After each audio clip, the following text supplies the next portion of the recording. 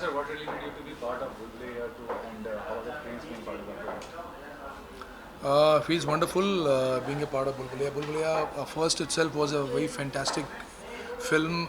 Priyadarshan ji is an amazing director, or Akshay Vidya, they were out of the world. What performances, amazing songs, and the film became such a huge success. And Bulbulia 2, people fortunately didn't forget Bulbulia 1 after 14 years also.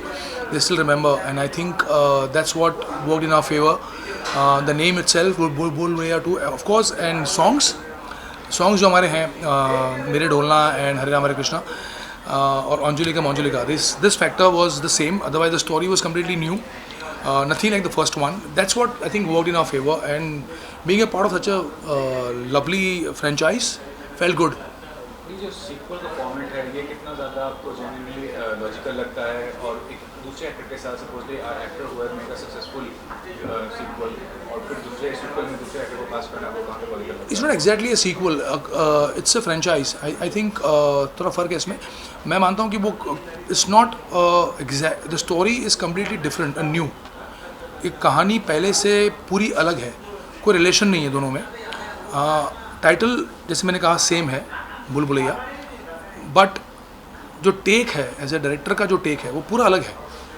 और क्यों नहीं, अगर when A company feels के उनका ये जो product है वो दोबारा यूज़ हो सकता है एक नए फॉर्मेट में, नए स्टाइल में, और सक्सेसफुल हो सकता है, तो आई थिंक उन्होंने जो सोचा वो सही था. आज बुलबुलैया 2 भी सक्सेसफुल हो गई है, तो what ever they thought was right and it's worked. You never know 3 भी आ जाए फ्यूचर में.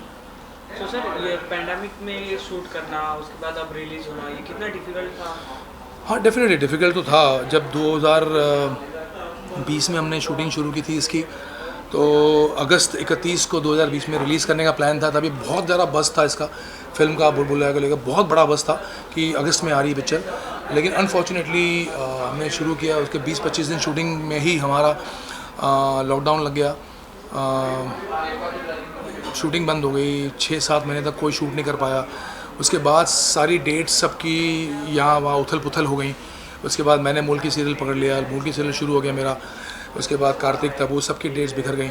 उसके बाद जब डेट्स मिली 2021 मार्च में, तो मुझे, कार्तिक को और काफ़ी लोगों को हमारे सेट पे कोविड-19 पॉजिटिव आ गए हम लोग सब. तो फिर शूटिंग रुक गई. उसके बाद अल्टीमेटली वो तब तक तो वो 1.25 1.5 साल निकल चुका था फिल्म को शुरू किए. उसके बाद लास्ट ईयर अगस्त-सितंबर में फाइनली सबकी डेट मिली और नॉन स्टॉप 1.5 महीना हमने शूट किया, और तब जाके फिल्म कंप्लीट हुई है. और तब हमें ऐसा लगा कि शायद वो बज़ कम हो गया हो शायद, लेकिन जब पीआर शुरू हुआ फिल्म का तब फिर से वो बज़ और बड़ा हो गया था. और आज फाइनली जब फिल्म रिलीज़ हुई तो थैंक गॉड इट्स वर्क. काफ़ी प्यार मिला सर आपके रोल को ठाकुर साहब के, और उसके बाद कियारा मैम के साथ, कार्तिक आर्यन के साथ, ये सब आपकी केमिस्ट्री कैसी थी आपको? ब्रिलियंट. मेरा कार्तिक के साथ तो बहुत अच्छा इक्वेशन था. We were talking, laughing, you know, बातें हम लोग बहुत करते थे सेट के बीच में, शॉट्स के बीच में. तब्बू के साथ मेरे काफ़ी सीन्स थे, तब्बू के साथ मेरे काफ़ी अच्छे हमारे सीन्स हुए हैं. और स्पेशली अनीस भाई के साथ, जब अनीस भाई सेट पे होते थे तब अनीस भाई अपनी बहुत सारी पुरानी फिल्मों की बातें, इंडस्ट्री की बातें करके इतना हंसाते थे हमको.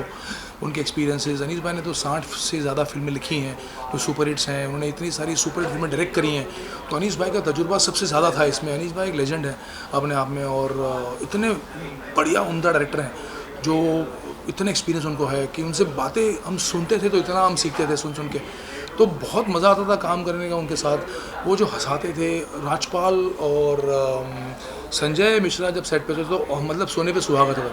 तभी इतना लोग काम को साइड पे रख के इतना हंसते थे, और हिलेरियस माहौल होता था, एक बहुत ही हंगामा होता था सेट पर तभी. तो ओवरऑल एक्सपीरियंस फैंटास्टिक था बुलबुलैया का. अब लग रहा है कि फिल्म खत्म हो गई, शूटिंग खत्म हो गई, लास्ट दिन था, हमने 24 घंटे काम किया लास्ट दिन पे. फिल्म की शूटिंग लास्ट दिन पे 24 घंटे काम किया था, तो उस वक्त थोड़ा सा सैड माहौल था. और लग रहा था कि शूटिंग ख़त्म हो रही है, लेकिन एक तरह से हम खुश भी थे कि इतने लंबे अरसे के बाद फाइनली शूट ख़त्म हो रहा है, और दुखी भी थे क्योंकि फिर सब पता नहीं कब मिलेंगे.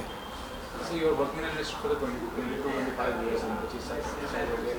तो अभी तक का जो आपका अनुभव रहा है, you have recently commented your support to artists regarding the TV disparity. क्या कहना चाहेंगे कि कितना मानते हैं कि एक डिफरेंस है between TV artist और film artist और से डिफरेंस वैसे कुछ नहीं है। वैसे आजकल तो ऐसा हो गया कि सोशल मीडिया इतना हावी हो गया सब पे कि एक दुनिया छोटी हो गई है।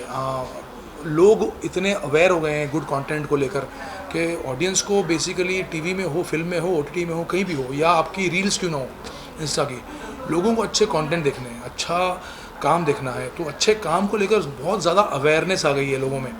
तो एक कंटेंट इज़ द किंग वाली जो बात है वो आज बहुत ज़्यादा लागू होती है, पहले भी थी, लेकिन लोगों के पास आज इतनी चॉइस है कि अगर आप अच्छा कंटेंट लेकर नहीं आते हो तो अच्छे अच्छे स्टार्स की फिल्म भी नहीं चलती हैं, या टीवी हो या फिर ओटीटी प्लेटफॉर्म पर हो। तो कंटेंट इज़ द किंग, और आपको लगातार as a producer, as a actor, आपको कंटेंट अच्छा लाना ही पड़ेगा टू सर्वाइव। तो मुल्की को काफ़ी प्यार मिला सर, इसके बारे में आपका क्या कहना है? और सेकंड थिंग, व्हाट अबाउट मुल्की सीजन 2? मुल्की जब हमने शुरू किया था तब एक अलग शो था, ऐसा सब्जेक्ट था जब किसी ने आज तक टच नहीं किया, जबकि लोगों को पहले ही इसके बारे में कुछ बना देना चाहिए था। मोल से खरीदी हुई दुल्हन, ये एक बहुत ही नया टॉपिक था इंडस्ट्री के लिए। ना कभी फिल्म बनी है, ना कभी टीवी पे सीरियल बनी है इसके बारे में, और बहुत ही सेंसिटिव सब्जेक्ट था ये।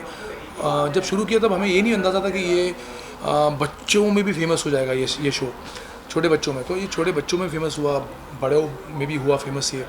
तो मेरे हिसाब से मुल्की काफ़ी सक्सेसफुल रहा, और सीज़न 2 की बातें चल रही हैं, लेकिन आई डोंट नो ये कब होगा, होना चाहिए मेरे हिसाब से। लास्टली सोशल मीडिया इन्फ्लुएंस ने बताया, लेकिन जब आपने कैरेक्टर शुरुआत की थी तो टेलीविजन मीडिया में इतना बड़ा नहीं था। बिल्कुल। इतना बड़ा नाम किया आपने। आज के दौर में टीवी आर्टिस्ट को रिकॉग्नाइज करना थोड़ा मुश्किल होता है, अगर कोई बड़ा शो ना हो, बड़ा किरदार ना हो, वो कितना चैलेंजिंग है। बहुत आजकल बहुत चैलेंजिंग हो गया, क्योंकि आजकल आपके पास इतना सारा कंटेंट है, इतनी सारी चॉइसेस हैं। 40 तो ओटीटी प्लेटफॉर्म है, और हिंदी अगर चैनल्स की बात करें तो 15-20 तो हिंदी मेन चैनल्स हैं, और एक एक चैनल पे करीब एक दिन में 7 से 8 शो आते हैं प्राइम टाइम पे।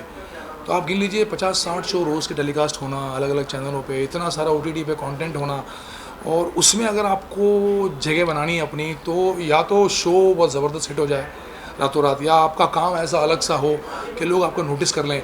और आजकल एक बार काम करने से आदमी फेमस नहीं होगा, आपको लगातार नॉन स्टॉप अच्छा कंटेंट में आपको अच्छी परफॉर्मेंस देते रहना पड़ेगा तब, क्योंकि इतनी सारी कंपटीशन, इतने सारे लोग, इतने सारे चैनल्स, इतने सारे ओटीटी प्लेटफॉर्म्स, इतने सारे वेब शोज़, मूवीज़, मतलब ऑडियंस के पास तो आज इतनी चॉइसेस हैं जो 20 साल पहले नहीं थी। तो आज थोड़ा माहौल थोड़ा टफ है। तो last one sir, what is your upcoming projects from your side? 2 फिल्में हैं जो अनाउंस होंगी अभी जून में, तो एनडीए है मेरा, तो I will wait for it.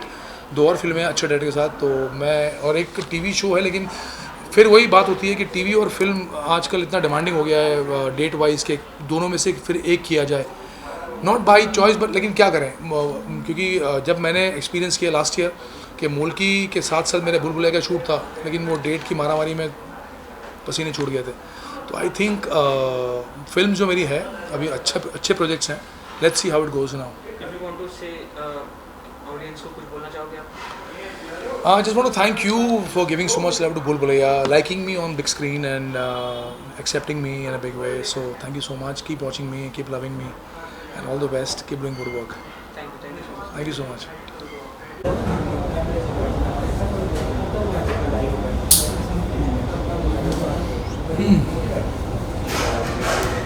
चलें?